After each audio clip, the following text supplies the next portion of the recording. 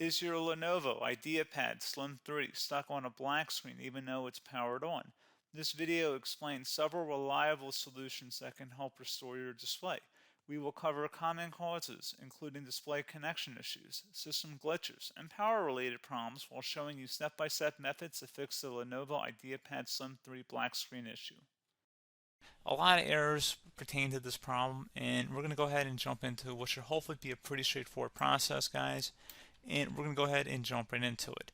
First thing I'd recommend doing would be to actually go ahead and boot to the troubleshooting utility on Windows 11.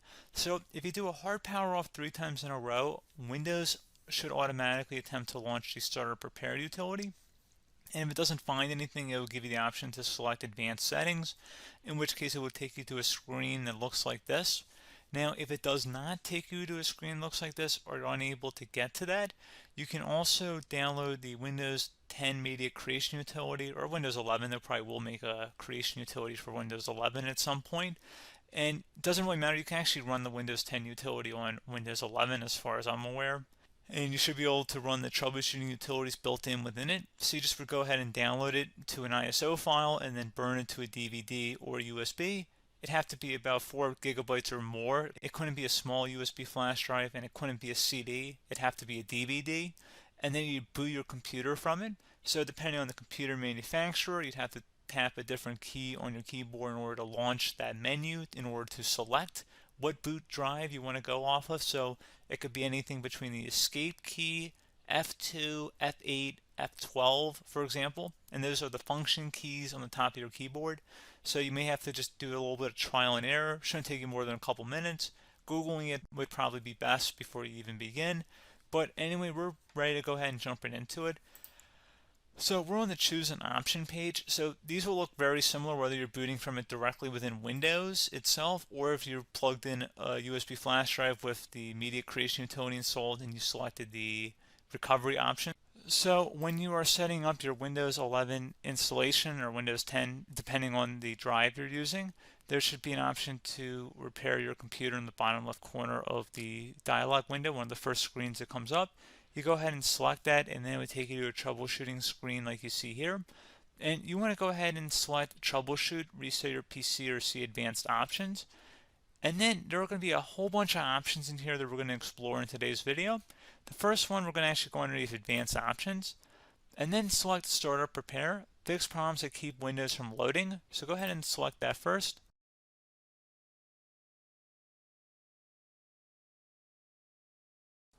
Okay, so you can see it could not repair our PC. That was our first option we could try. Something else, if we go back into advanced options here, and then select troubleshoot, we're going to go underneath advanced options again. You can go ahead and actually access safe mode by selecting startup settings. And then if you select the restart button, you have the option on the screen select safe mode with networking, which will give you a key on the screen. It'll tell you which key to press to enter that. I believe it's the F7 key. It'll do that for you. I'm not going to go over that in today's tutorial because I don't really want to go into safe mode, but you're more than welcome to attempt that by going into here and then selecting restart. Again, it'll launch another screen. It'll say what key do you want to press, and it'll give you like 7 or 8 different options, and you want to select safe mode with networking. There's also an option for a command prompt too, but that's going to be something we're going to cover later in this video, and we don't even have to go through that in order to access it. So that's why I'm not going to really push for that, because unless you know exactly what's causing the problem, you probably don't need to go into safe mode. Unless you're trying to recover files, in which case then you definitely can go into safe mode, but we're trying to actually recover our computer here. So I hope that makes sense. Something else we can also try here as well would be to uninstall updates, remove recently installed quality or feature updates from Windows. So if you go ahead and select that, you can uninstall the latest quality updates, which generally is the more day-to-day updates. Feature updates are the less regularly released ones, like the big ones. I would equate it to service packs in like Windows 7 and Windows Vista and Windows XP. So larger updates that occur once or twice a year at most. And the quality updates are more just a regular update. So probably obviously depend, it'll take longer if you're going to try and uninstall the latest feature update versus quality update.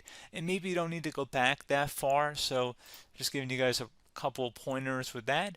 Something else you can also look at here, and we're going to jump into the command prompt in a little bit, But you can select System Restore, which will use a restore point recorded on your PC to restore Windows. And this is something I would highly recommend here, guys. So select Next. Assuming you have a restore point saved on your computer, you go ahead and select the most recently created one, and you'll select Next, and then you'll select the drive. You shouldn't actually have to select the drive. You can scan for affected programs, but we're going to keep it all default here, and then we're going to select Finish. So once started, System Restore cannot be interrupted. Do you want to continue?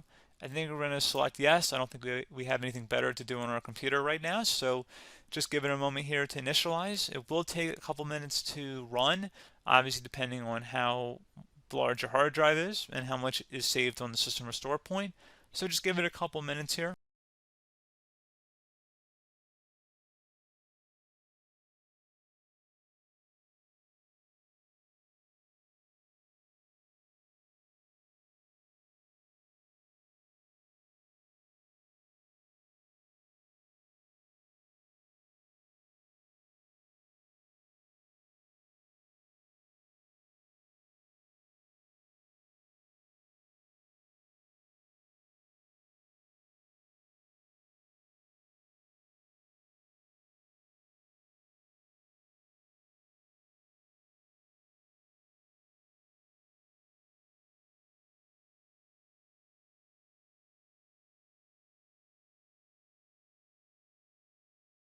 Okay, so you can see the system has been restored successfully.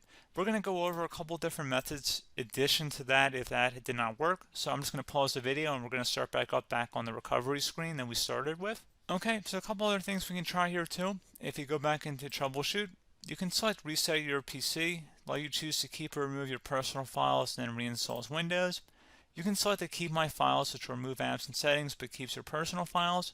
You can also select Remove Everything, which will remove all of your personal files, apps, and settings. So this is more of a factory reset, the second option here. First option, it should not delete all of your personal files. However, it will pretty much clear most of your programs. And keep in mind, there's no guarantee that your information, number one, is even still available and easily recoverable on your computer to the point that you actually would be able to recover anything. And the second point is that there's always a chance that it won't actually recover and it will just do a factory reset anyway. So there's no guarantee that actually would keep your files anyway. So I would recommend trying to get a recovery tool and backing that up first before selecting it anyway. But again, those are a couple of different options. And then something else you can try here if you go back to the choose an option. Another option, if you go underneath choose an option and select troubleshoot, advanced options, and now select where it says command prompt.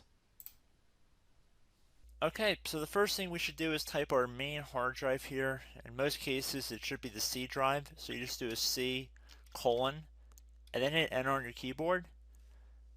So once you're underneath the C drive, we're going to type in dir and then hit enter on your keyboard. It should have program files, users, and Windows all in there. That's how you know you're in the right directory.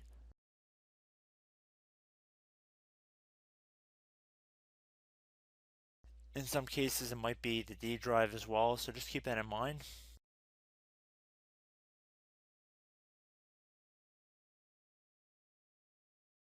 Next thing we're going to do is type in cd space / Windows / system 32 / config, and then you're going to hit enter on your keyboard.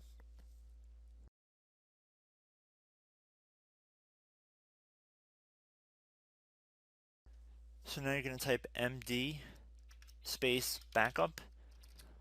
If you've seen other tutorials, it might also say to put down md backup. That's because the backup name is pretty common when you want to back something up. So you can name this whatever you want, doesn't have to be backup. So if you've already made a backup folder in the past, you could do backup 1, for example. So once you're done setting the name you want the backup to be called, hit enter on your keyboard again.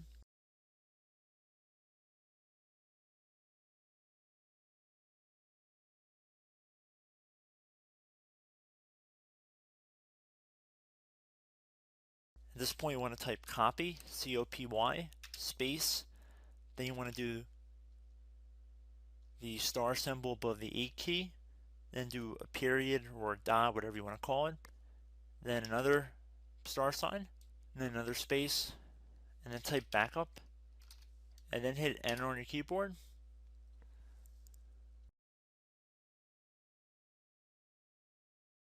Now you want to type cd reg back, REG BACK, and then hit enter on your keyboard.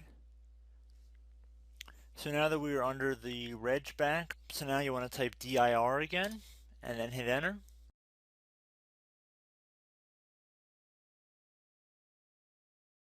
So now at this point we're going to type copy again. So copy, space, $,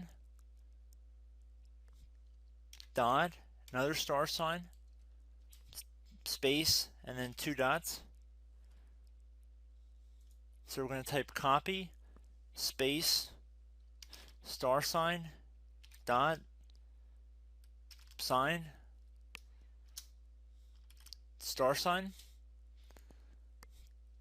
dot, dot, and then hit enter on your keyboard again. So for overwrite, you want to overwrite all. So type A on your keyboard, so capital A, and then hit enter on your keyboard.